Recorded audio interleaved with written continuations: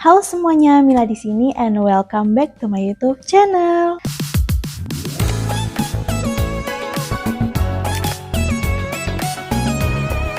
Hari ini aku bakal kenalin ke kalian sebuah segmen baru yang aku beri nama Cepu, cerita pengalamanmu with Mila.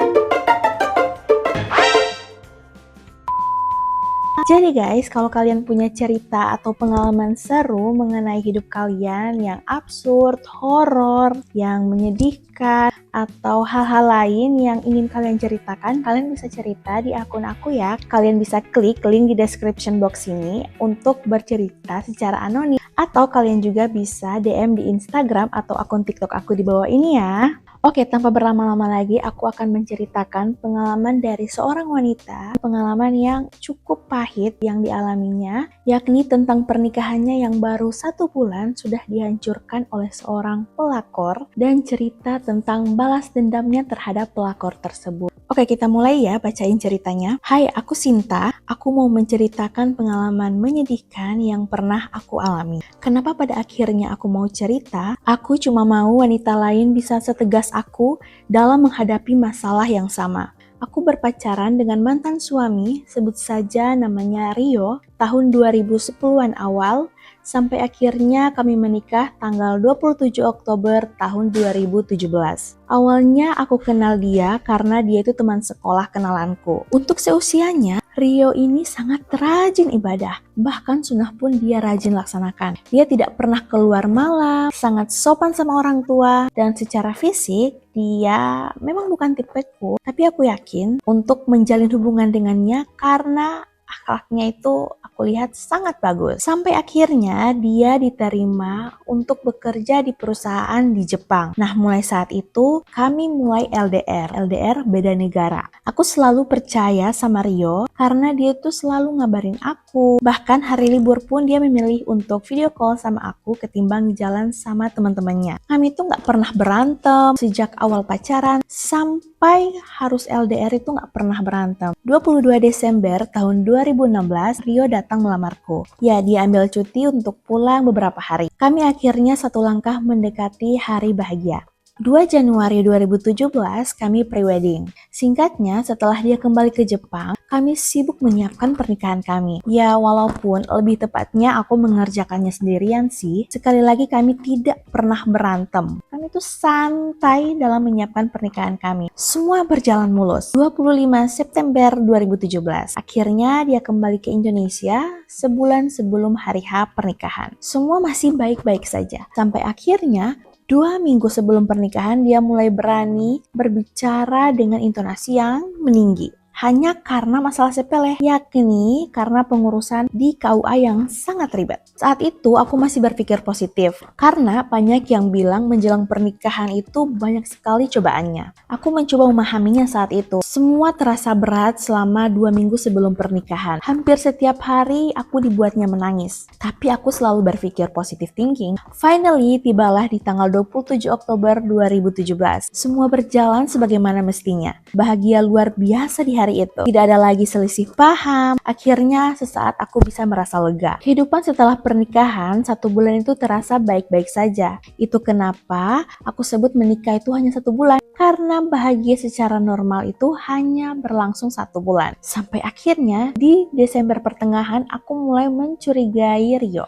HP yang selama ini selalu boleh dipinjam olehku, sekarang tidak boleh. Bahkan reaksinya tuh saat dipinjami HP sangat berlebihan. Pulang kerja selalu tengah malam dan saat berangkat selalu lebih pagi. Sampai akhirnya di Jumat siang di akhir Desember 2017 saat Rio berangkat untuk Jumatan, HP-nya itu ditinggal di rumah. Aku yang penasaran mencoba untuk membuka HP-nya dan bodohnya ternyata PIN HP-nya terlalu mudah untuk ditebak. Aku shock berat ketika melihat chatnya dengan cewek. Sebut saja namanya Lia. Chatnya itu seperti orang yang berpacaran. Bahkan ada chat yang berisikan, urusin aja tuh istri kamu, gak usah temui aku kalau belum kau ceraikan dia. Aku speechless dong. Aku membabi buta bahkan sampai mengambil pisau dapur dan berniat untuk menusuk diri sendiri di depan dia agar dia mengaku bahwa dia sudah berselingkuh di belakangku. Tapi saat itu dia menjelaskan bahwa itu hanya mantannya yang gila, yang selalu mengejar-ngejar dia. Ya, begitulah penjelasan atau rayuan seorang lelaki sampai akhirnya aku luluh. Tapi semenjak hari itu, aku menjadi sangat insecure. Aku memeriksa HP-nya setiap malam. Anehnya, HP-nya tuh selalu bersih.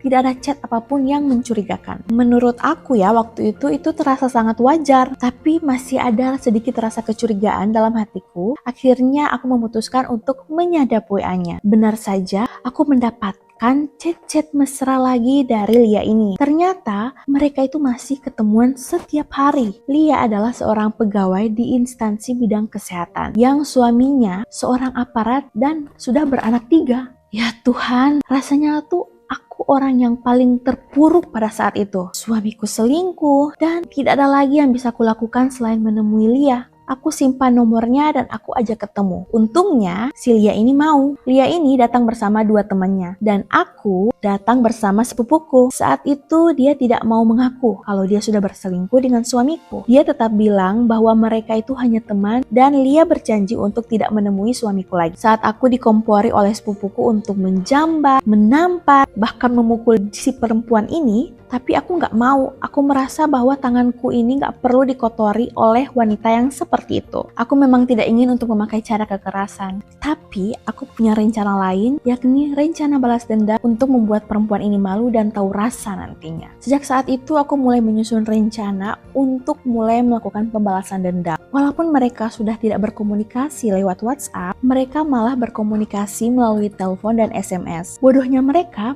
tidak tahu bahwa aku berhasil menyadap HP-nya Rio, sehingga aku tahu berbagai macam aktivitas dia. Dan kapan mereka bertemu, mereka selalu bertemu di hotel dan selalu membicarakan tentang kebodohanku yang percaya dengan tipuan mereka. Mereka pikir bahwa aku tuh telah tertipu oleh mereka. Tapi mereka tidak tahu bahwa siapa yang tolol sebenarnya. Di sini aku diam-diam sedang mengumpulkan bukti untuk menjerat mereka. Tentunya aku tidak mau kalah dong. Aku main cantik. Walaupun dalam prosesnya aku menangis setiap hari. Ya bagaimana tidak, karena setiap hari itu aku selalu menyiapkan makanan suamiku, baju-baju suamiku dalam berangkat kerja, dan ternyata suamiku tuh hanya pergi menemui perempuan laknat itu. Tahu nggak, bahkan aku tuh nggak makan 2 minggu selagi aku mengumpulkan bukti-bukti perselingkuhan suamiku. Setelah aku mengumpulkan semua bukti chat WhatsApp, SMS, voice note, video, dan bukti-bukti lainnya, akhirnya di bulan Februari tahun 2018 itu aku memberanikan diri untuk bertemu dengan suami Lia. Karena suami Lia ini seorang aparat, makanya aku langsung datang ke tempat bertugas suami Lia ini. Aku datang bersama sepupuku. Kenapa aku datang bersama sepupuku? Believe it or not, orang tuaku tuh gak percaya dengan cerita aku. Di rumah, aku itu layaknya seorang setan dan si Rio itu layaknya seorang malaikat. Mereka tuh gak percaya. Tapi bukan berarti orang tua aku tuh gak sayang sama aku. Tapi mereka tuh cuman bilang, kamu tuh mau-mau aja sih dihasut sama orang. Oke, balik lagi ke suaminya Lia ini ya. Waktu aku bertemu dengan suami Lia, awalnya dia tuh tidak mau bertemu. Sampai akhirnya aku bilang bahwa aku memang tidak kenal sama bapak. Begitu juga sebaliknya, bapak tidak kenal aku.